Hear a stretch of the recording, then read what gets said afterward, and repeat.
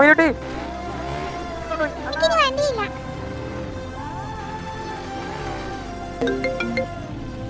എവിടെ പോവാ തിരിച്ചു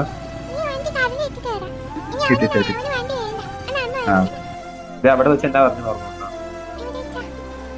കാരണം അതിന്റെ മേളിൽ വെച്ചിട്ട് ശരിക്കുള്ള ഡാഡി വന്നു കഴിഞ്ഞാൽ വീട്ടിൽ പോകേണ്ടി വരും എന്നൊക്കെ അല്ലേ പറഞ്ഞു. എനിക്ക് പോണമെന്നുണ്ടോ?